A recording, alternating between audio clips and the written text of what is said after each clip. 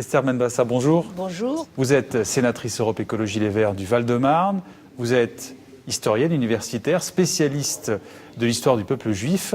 Et vous venez de déposer une résolution avec votre groupe pour la reconnaissance par le gouvernement français de l'État palestinien. Oui, c'est une résolution parlementaire qui demande au gouvernement de reconnaître l'État palestinien à côté de l'État d'Israël, un État viable avec deux États contigus.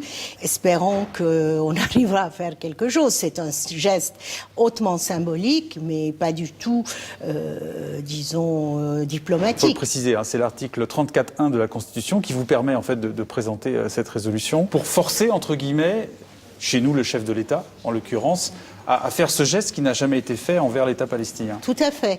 Et d'ailleurs, ça a servi d'aiguillon puisque 2 jours plus tard, à l'Assemblée, le Front de gauche a demandé à Bartolone de faire la même chose.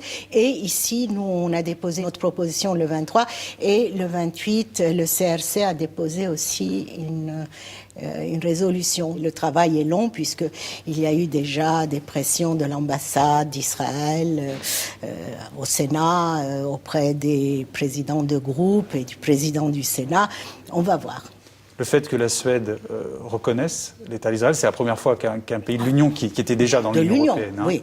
Parce qu'avant, il y a eu déjà 134 pays qui l'ont reconnu, mais c'est le premier pays de l'Union européenne et c'est un pas très important, puisque dans quelques temps, l'autorité palestinienne va présenter au Conseil de sécurité de l'ONU une demande de reconnaissance.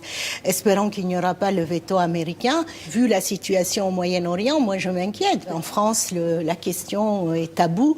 On en parle peu. On parle beaucoup des Palestiniens, mais pour faire des actes forts, on en est très loin. Esther Benbassa, merci en tout cas d'avoir répondu à nos questions.